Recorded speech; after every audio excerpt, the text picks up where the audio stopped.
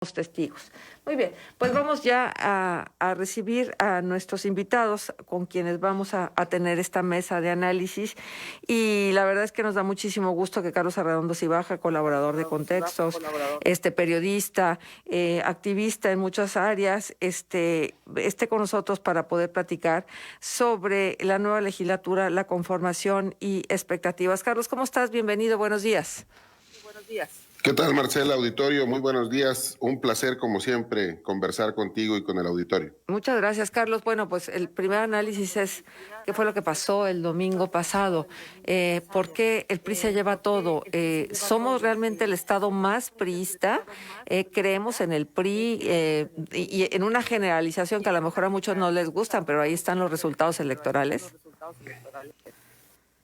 Insistido en que esta primera lectura, que es muy tentadora, la de el balance entre ganadores y perdedores, es una lectura necesaria, por supuesto. Falta porque es útil a varios propósitos. Uno de ellos es, pues, comprender mejor qué es lo que los a nivel individual y por partidos han hecho durante los últimos meses y años.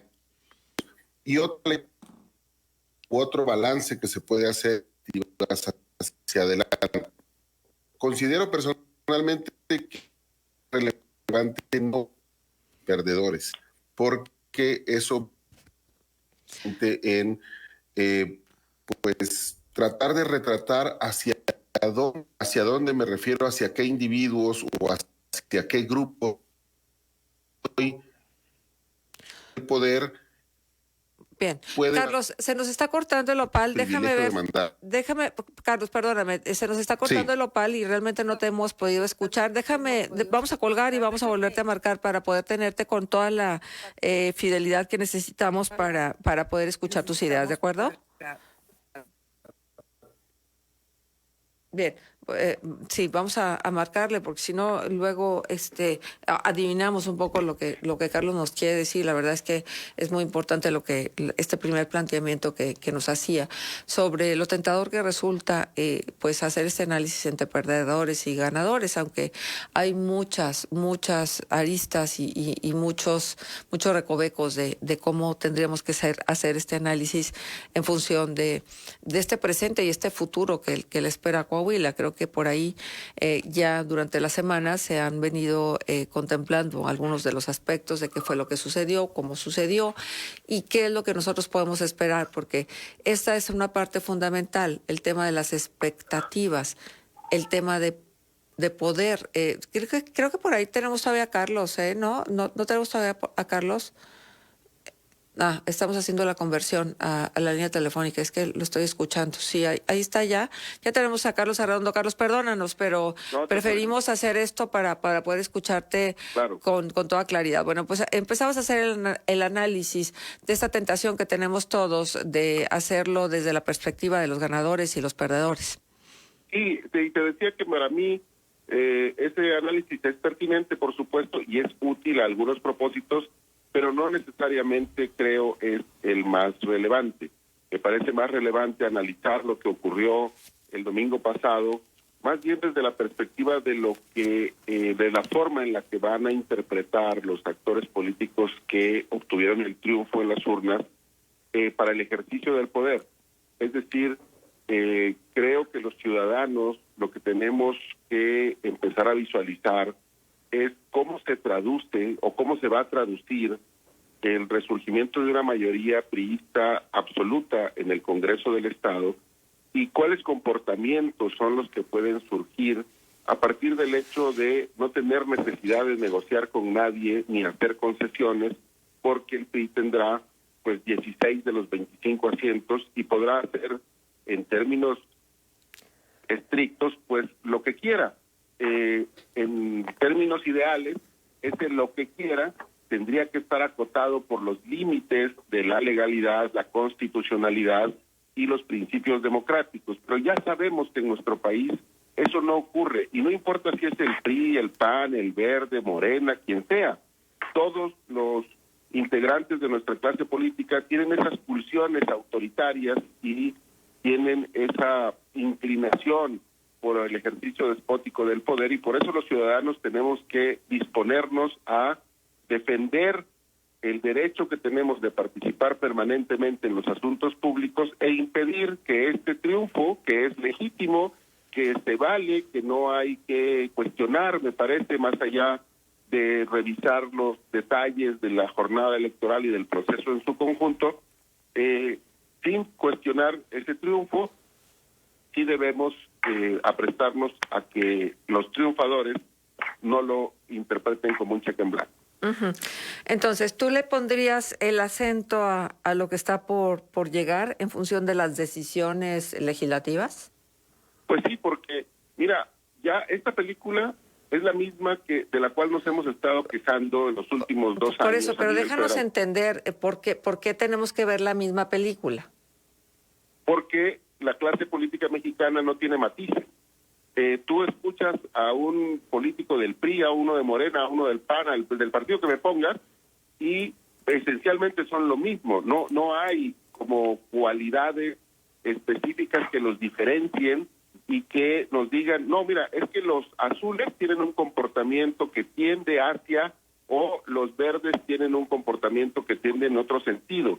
Las conductas son esencialmente las mismas, los vicios y las pulsiones autoritarias son exactamente las mismas. Entonces, por eso es que me parece, nosotros tenemos que tener claro, y además hay muchos ejemplos en la historia, de que cuando un partido político lo gana todo, lo primero que surgen son las tentaciones despóticas de ejercicio del poder. No importa qué partido sea, todos se comportan igual. Uh-huh.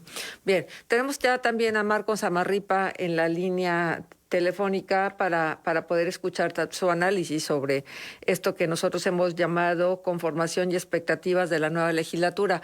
Marco, ¿cómo estás? Bienvenido, buenos días. ¿Qué tal, Marcela? Gusto saludar al auditorio, a Carlos. Igual. Bueno, pues para escuchar esta primera reflexión sobre qué fue lo que pasó el domingo pasado. Pues sí, Marcela, mira, creo que no nos debe de sorprender, más allá de ganadores y perdedores, creo que como sociedad no hemos terminado de asimilar el rol que nos corresponde.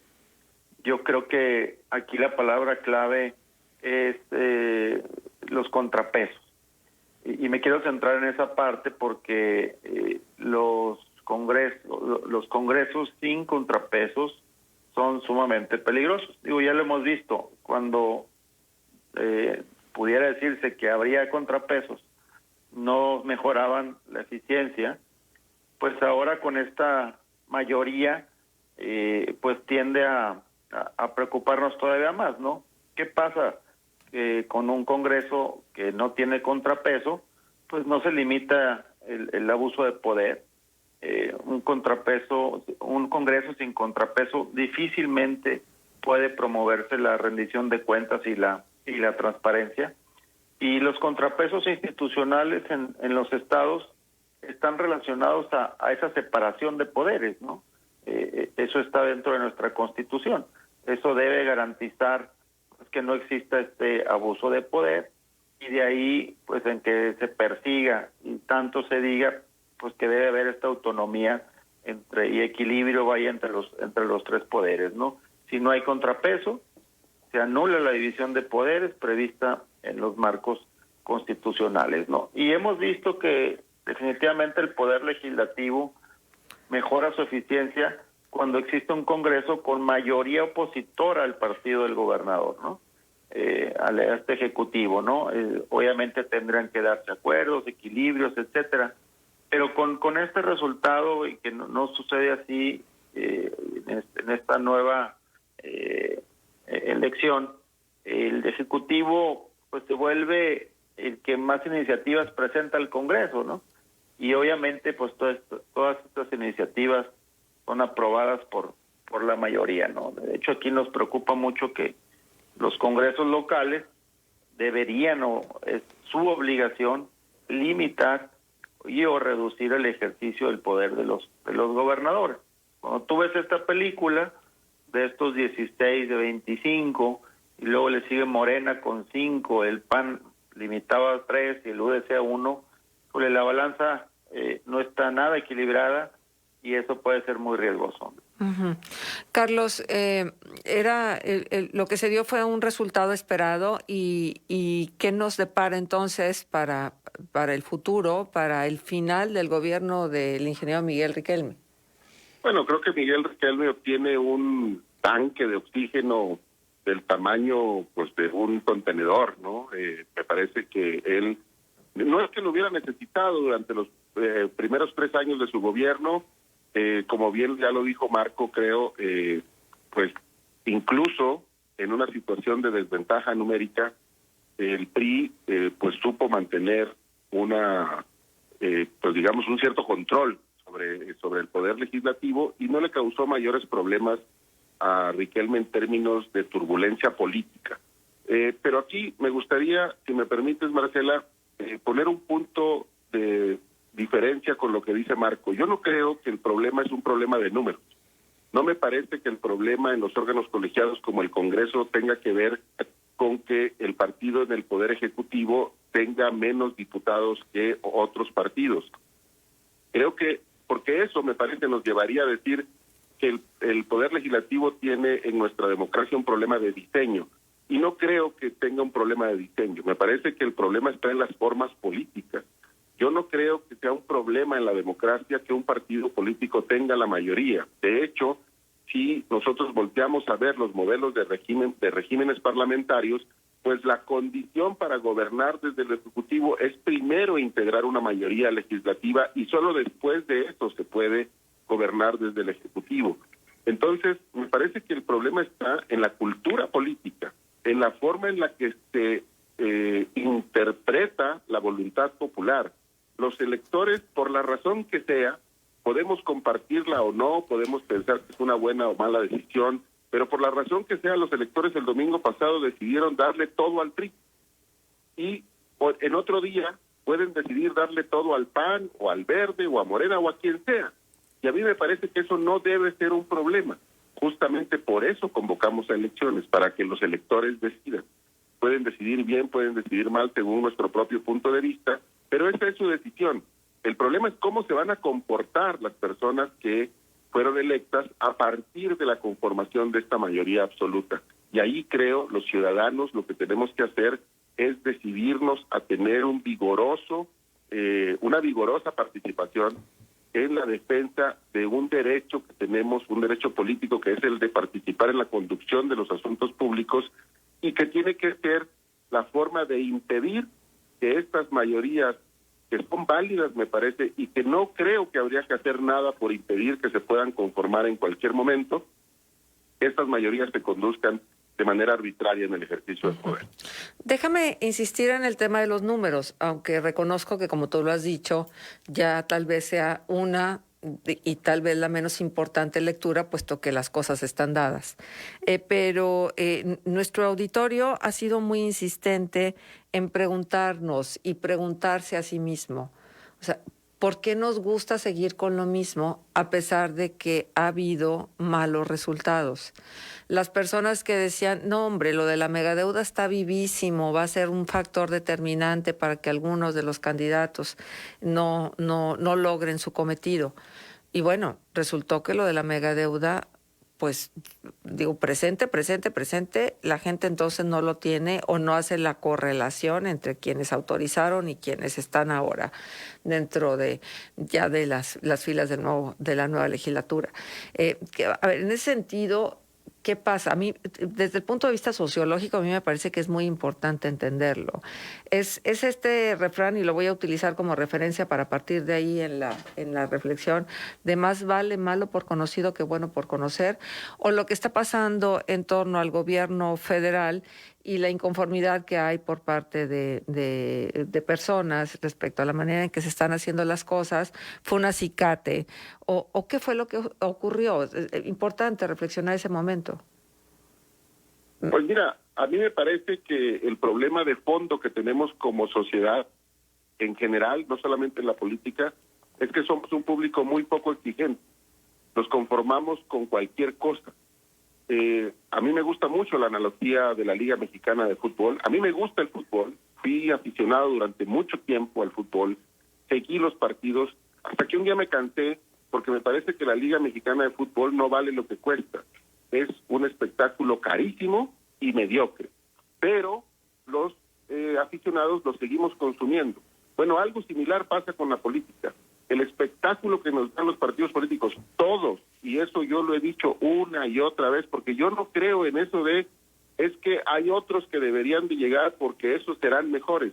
A mí me parece que hay elementos suficientes para dejar claro y para entender que todos los partidos políticos nos quedan a deber cuando llegan al poder. Y entonces el espectáculo que brindan es pobrísimo. Y es pobrísimo, sobre todo si lo comparamos con la cantidad de dinero que les damos y con los resultados que les damos. Se suceden partidos políticos en el poder, por ejemplo, y la corrupción sigue intacta.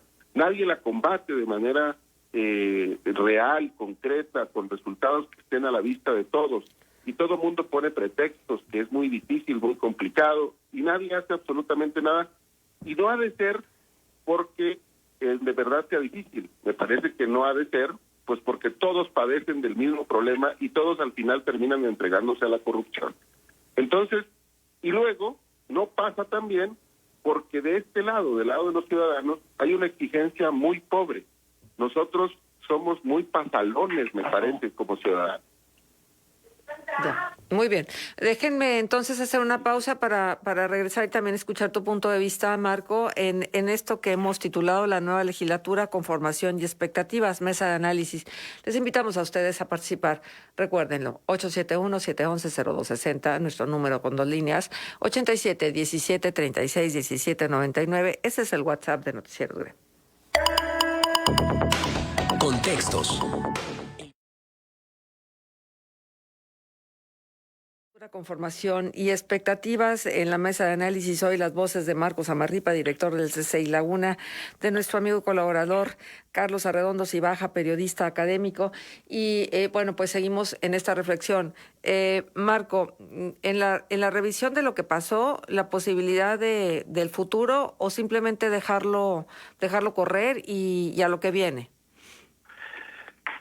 No, yo creo que aquí, ya bien citado a Carlos, pues el rol que debe tener la sociedad civil. Y aquí hay que me gustaría diferenciar entre lo que es sociedad civil y lo que es sociedad civil organizada, ¿sí?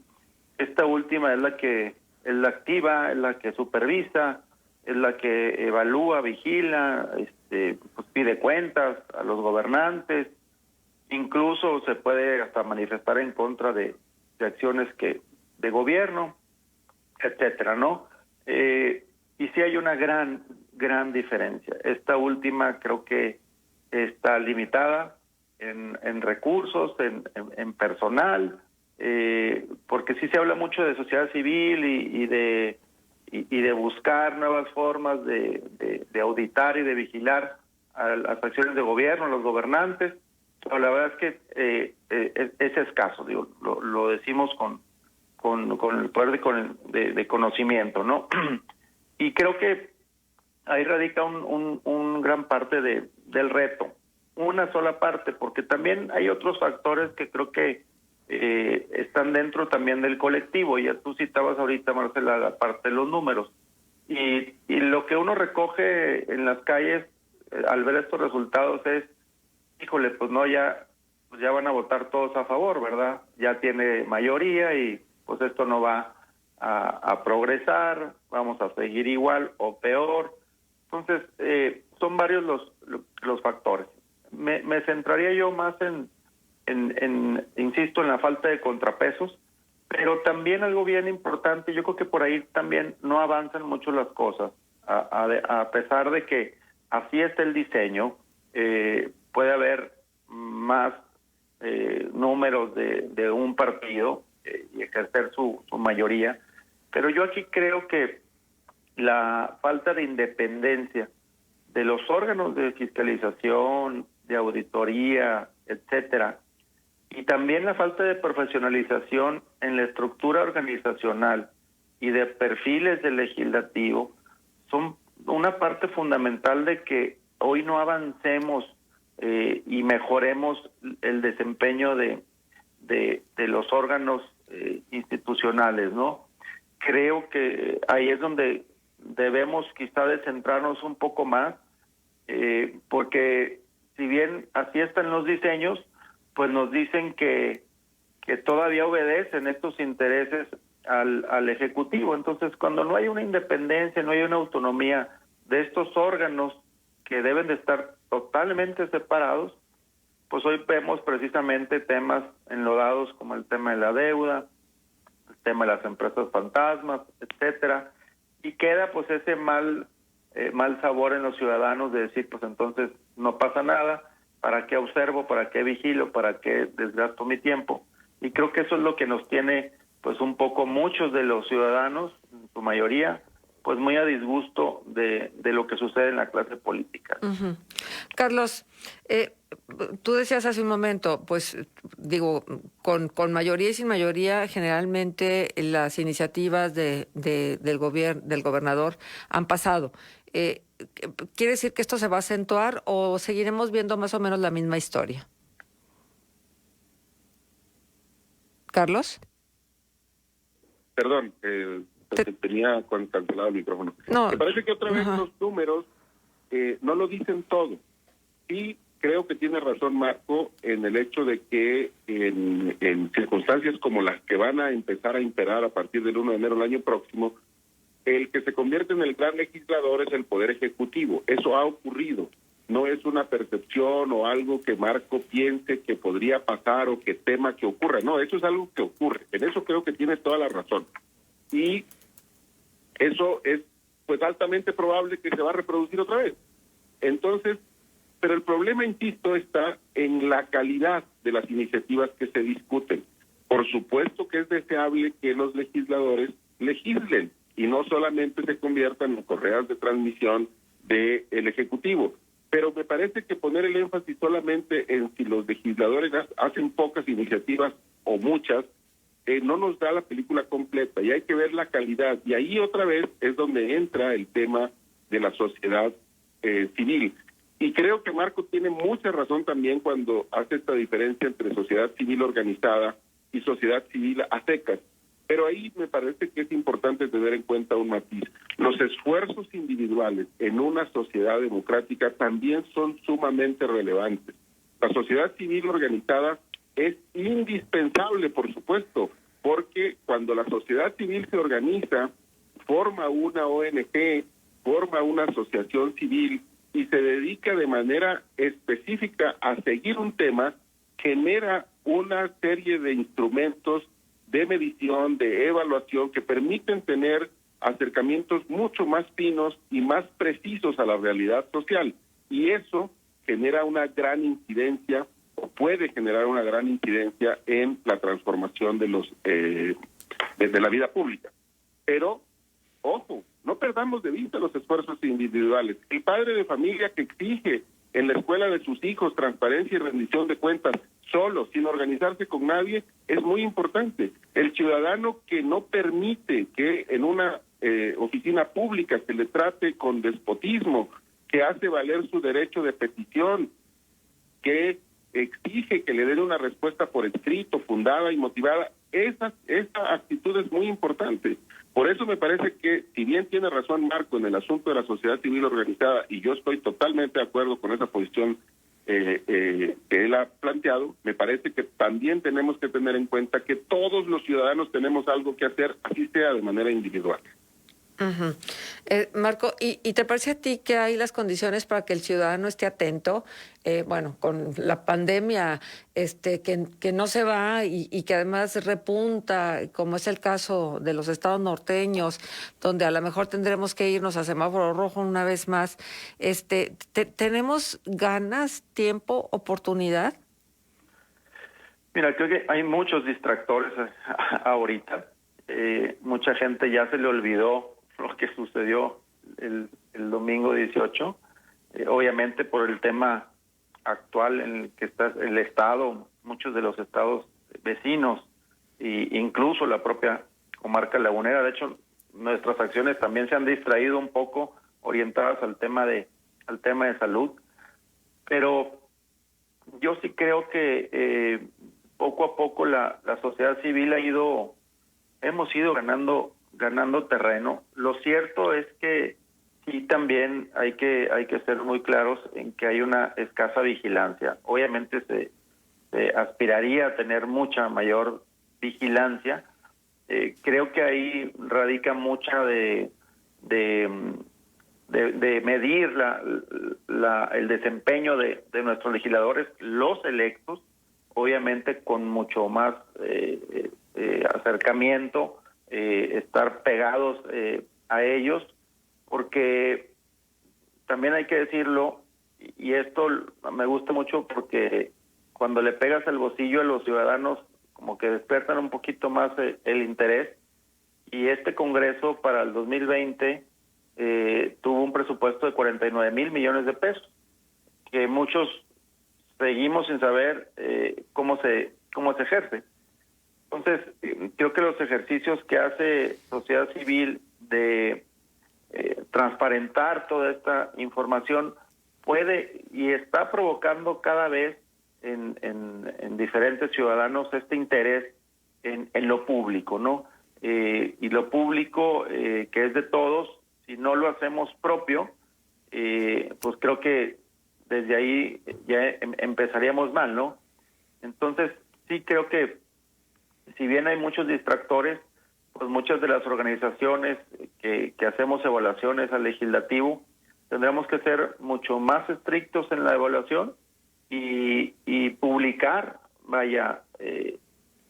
hacerlo en diferentes foros, en diferentes espacios, porque la importancia, de estos puestos en el legislativo, pues son sumamente trascendentales. Y lo que se antoja es que, obviamente, falta de estos contrapesos, pues puedan darse pues muchas otras cosas que han sucedido en este estado y en otros, ¿no?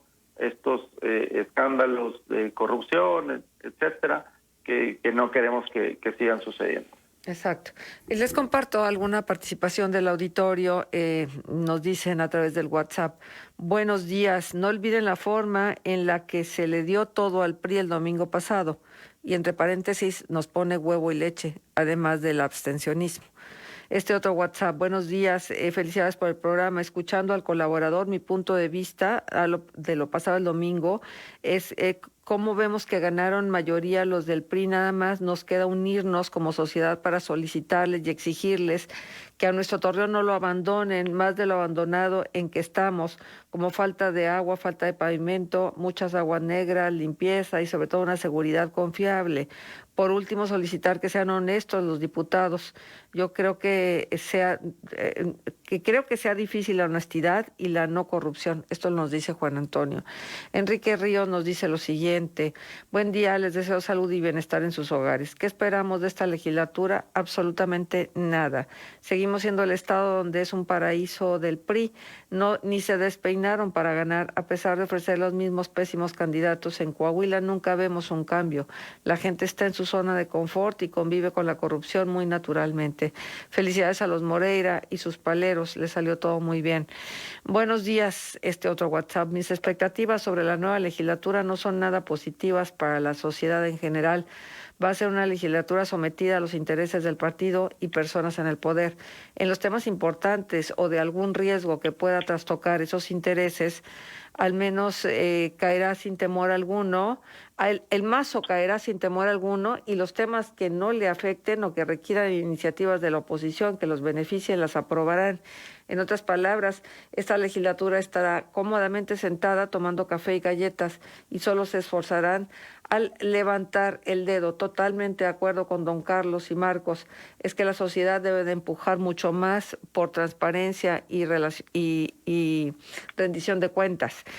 Buenos días, feliz fin de semana. Yo fui a votar a pesar de las circunstancias por las que estamos pasando. Yo no voy a juzgar cómo ganó el PRI, ni me interesa, porque ya sabemos cómo se las gastan. Nada más quiero que sepan estos señores que la forma de gobernar su partido se refleja en este caso, en el de Coahuila. Se dice que ellos sí saben gobernar y ya es hora de que lo demuestren. Les pido por favor que todos estos señores que se comporten como verdaderos mexicanos, que vean en su entorno cuánta pobreza hay en Coahuila.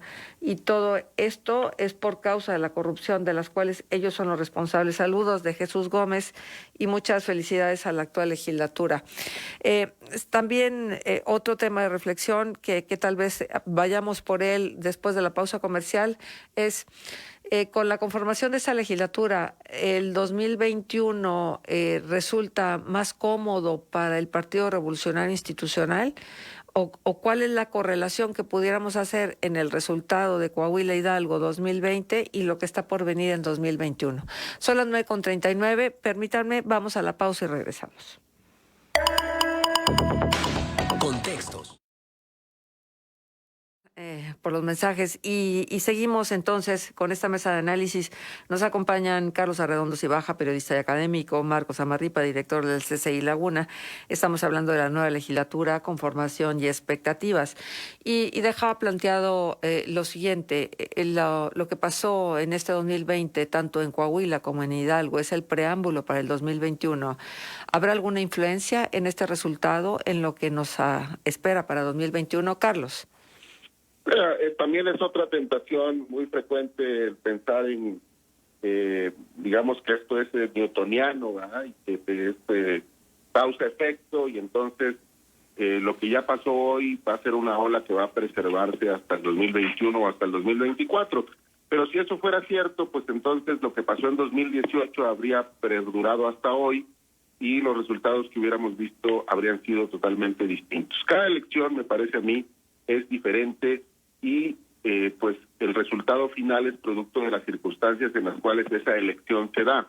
El año próximo, a diferencia de este, vamos a tener un clima de efervescencia político-electoral en todo el país, y el discurso que vamos a estar escuchando va a ser un discurso nutrido por muchísimas voces que no solamente van a ser las del contexto local, van a ser las del contexto de Guanajuato, de San Luis Potosí, de Jalisco, de Nuevo León, de Baja California, de todos aquellos estados donde se juega la gubernatura, donde prominentes figuras del actual gabinete federal van a estar compitiendo como aspirantes a el poder ejecutivo, donde las figuras emblemáticas de los distintos partidos van a estar en campaña, pues buscando el voto para poder obtener la mayoría o para preservar la mayoría, en el caso de Morena, en la Cámara de Diputados del Congreso de la Unión. Y entonces las voces de las que se puede nutrir la decisión individual de cada persona en Coahuila van a ser distintas. También, por cierto, vamos a estar eligiendo a quienes van a asumir los ayuntamientos en 2022. Y eso también tiene un elemento diferenciador de la campaña y del proceso electoral de ahora. Entonces, me parece que es adelantarse demasiado pensar en que lo que pasó el domingo es un preámbulo de lo que va a pasar en 2021, de la misma forma que sería adelantarse demasiado decir que no importa y que es irrelevante, porque sí lo es. El mensaje de los electores en las urnas es, pues me parece que nítido, en el sentido de castigar, por usar un término, a quien no se dedica a hacer política en serio y más bien se dedica a estar metido en los pleitos internos o a acuchillarse entre sí, y digamos que al final el elector, como casi siempre le toca, pues termina eligiendo al que le parece en ese momento el menos malo. Uh-huh. Marco, ¿cuál es tu opinión al respecto? Pues mira, ya he escuchado varios de los comentarios de ahí del auditorio, pues un tanto pues no molestos, sino preocupados porque ahora hay otro partido quien se lleva la mayoría, un partido que pues históricamente ha sido pues bastión aquí en el estado, y obviamente pues las condiciones en las que estamos aquí generalizadas pues no son las mejores. Yo le doy también una lectura tanto diferente, difiere un poquito, porque yo creo que las alternancias por sí mismas no son malas. Creo que las alternancias por sí solas fomentan también la rendición de cuentas. Y es un deseo que manifiestan pues, legalmente muchos de los ciudadanos, ¿no? Hay quien dice que la gente vota o por miedo o por enojo, ¿no? No sé si ahora fue el miedo el que hizo que votaran por un cambio, pero pues obviamente también tiene que ver mucho el tema de las estructuras. Independientemente de qué partido llegue y que esto pueda ser también una lectura sobre lo que va a pasar el año que entra, las elecciones quizá más importantes en la historia de este país,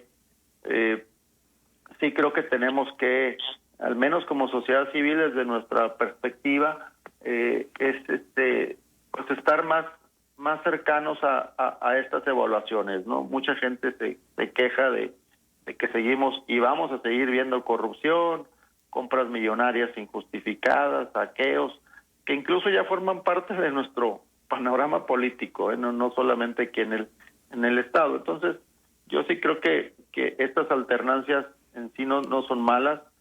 Pudiera ser un preámbulo, pues quizá no estaré yo tan seguro, pero todo depende también de qué tanto sometamos a evaluaciones a estos funcionarios, ¿no?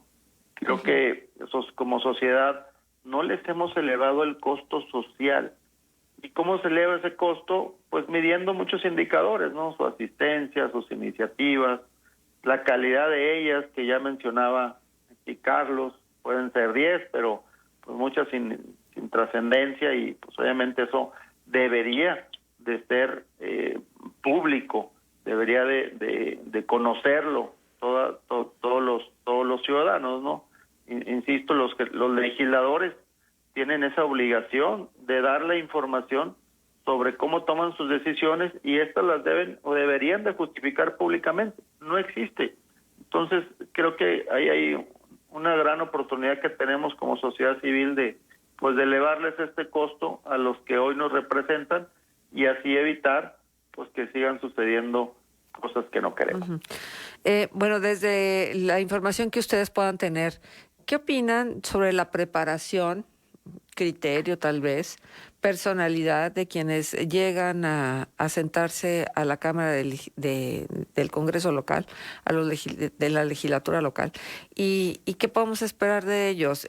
Porque yo les preguntaba en su momento como candidatos, que cuál iba a ser la primera iniciativa que iban a poner ahí en la tribuna, y entonces muchos me decían, no, pues vamos a apoyar a los emprendedores jóvenes, pero eso es muy disperso, muy vago, no tiene, o sea, para que tenga sustento necesita tener las particularidades. ¿Creen que podemos confiar o la carga hace andar a quien lleva a cuesta una responsabilidad de esta naturaleza? ¿Ustedes creen que podemos confiar en la capacidad y en la responsabilidad de quienes hoy son legisladores? Mira, Marcela, yo quisiera hacer, si me permites, un apunte sobre algo muy importante que acaba de decir Marco hace un momento, que es elevar el costo social de la incompetencia, en el mejor de los casos y en el peor de los casos, del uso despótico del poder o de la corrupción. Porque uno de los mensajes de WhatsApp que nos leíste hace un momento de un radioescucha decía, ¿qué esperamos? No esperamos nada. Y creo que allí está el como la primera luz de alerta sobre el problema que tenemos. Es que no podemos asumir la posición de que no esperamos nada. Tenemos que esperarlo todo. Y una vez que esperamos todo, tenemos que comenzar a exigirlo todo. Justamente porque los ciudadanos dejamos en esta posición de comodidad a nuestros representantes públicos, de decir, bueno, pues ya los eligieron y no me gustan, entonces no voy a hacer absolutamente, porque no espero nada.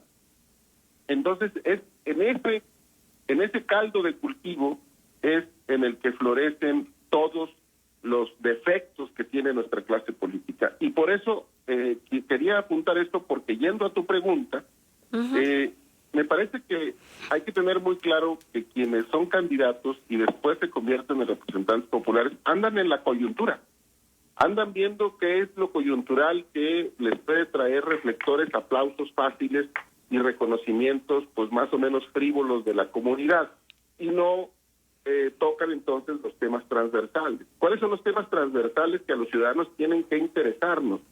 La rendición de cuentas, el establecimiento de indicadores de desempeño que permitan evaluar con objetividad el trabajo de quienes son nuestros representantes, el manejo escrupuloso del dinero, la transparencia en el uso del dinero, el establecimiento de mecanismos que castiguen de manera proactiva los comportamientos inadecuados.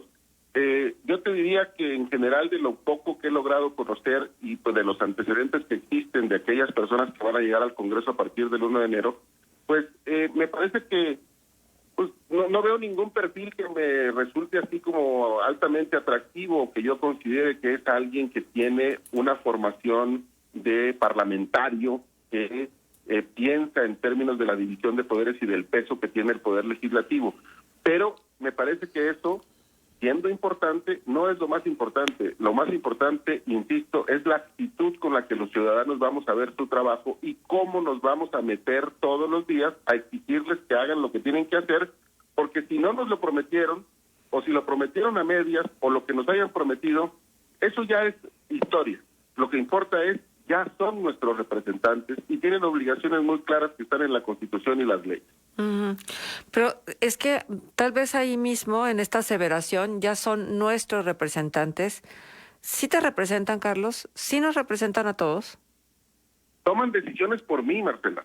Es decir, a mí puede no gustarme que Eduardo Olmos vaya a ser el próximo presidente del Congreso del Estado. A mí puede caerme mal Eduardo Olmos en lo personal.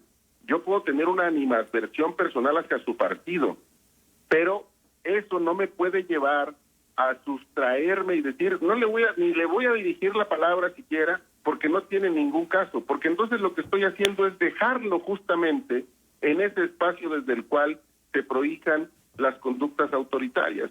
No importa si me cae mal o me cae bien, él toma decisiones que me afectan a mí, y justamente porque toma decisiones en mi nombre, ¿sí?, es que yo necesito asumir una posición proactiva para exigirle que esas decisiones que tome no me perjudiquen. Marco, ¿qué opinas? Mira, Marcela, creo que coincido plenamente con lo que dice Carlos. Me da risa porque es muy similar a lo que quiero comentar. Y hay que decirlo como es. Yo creo que los legisladores no legislan. Los diputados locales están más enfocados, ya lo decía ciertamente Carlos, más enfocados en cuestiones de índole político, ocupados en construir estrategias que en esos 3 años les permitan llegar a puestos de mayor jerarquía, de mayor valor, y no están tan ocupados en legislar. Por eso digo que los legisladores no legislan. Los perfiles, ¿qué me parecen los perfiles? Bueno, conozco a poco realmente, de los pocos que conozco su trayectoria, no personalmente, pues muchos de ellos carecen de un servicio profesional. La verdad es que yo no veo en ellos una especialización en temas complejos, ¿verdad? En temas que se requieren darles solución, legislar. Y esa es una limitante para el ejercicio de sus funciones, ¿no? O sea, y lo hemos visto en muchos otros. Seguramente habrá algunas excepciones, pero en términos generales así sucede, ¿no? Creo que tenemos la obligación de no dejarles cómodos los puestos. Al contrario, yo creo que hay que incomodarlos en el buen sentido de la palabra, responsablemente, con estas evaluaciones periódicas, con estas evaluaciones objetivas, que sean sujetos a ese escrutinio, porque si no lo hacemos, insisto, van a estar 3 años pensando o enriqueciéndose en su capital político para poder después escalar a otro puesto. Entonces, creo que ahí radica mucho del éxito de esto. ¿Se cortó? Parece. Sí. Bueno, Ya, terminamos ya porque estamos sobre el tiempo. Pues, terminamos contigo, Carlos. Dicen que lo que elegimos fue como darnos un balazo en el pie. Bueno, pues al tiempo, ¿no? Y finalmente, ¿alguna recomendación?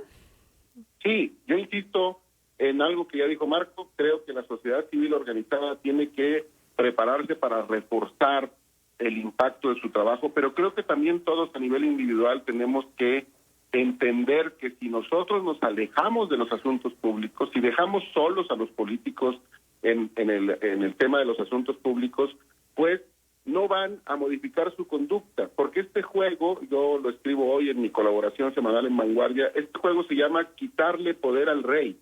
El juego de la democracia lo que implica es que los ciudadanos necesitamos estar siempre presentes en la arena pública, porque el rey no va a renunciar voluntariamente a su poder, ni va a renunciar a la tentación de ejercerlo de manera despótica. Que no lo ejerza así es responsabilidad de los ciudadanos, y nosotros necesitamos meternos individual y colectivamente en los asuntos públicos para que ninguna mayoría de ningún partido político interprete la voluntad popular que le da el mandato como un cheque en blanco. Muy bien, pues con esto terminamos, con esto concluimos nuestra mesa de análisis de hoy. Te felicitan, dicen por tan clara disertación sobre lo que tenemos que hacer. Y con esto te damos las gracias, Carlos, y por supuesto a Marcos Amarripa por haber conformado esta mesa de análisis sobre esta nueva legislatura y que nosotros llamamos conformación y expectativas. Muchísimas gracias y hasta la próxima, Carlos. Gracias, Marcela, auditorio, buen día. Gracias, Marco. Gracias por esto. Ya no te escuchamos tu última idea, pero creo que cerramos muy bien. Muchísimas gracias por habernos acompañado. Y así llegamos al final de esta emisión de Contextos de sábado. Esperamos que el lunes nos volvamos a reunir. Nada nos dará más gusto. Ojalá y que acepten la invitación. Ahora se van a quedar con el editorial de Noticieros GREM y para luego continuar con la programación de 91.1 QFM, la estación que te escucha. Feliz fin de semana. Quédense en casa, usen el cubrebocas. Ya saben, todas las recomendaciones por tu vida, por la vida de los demás.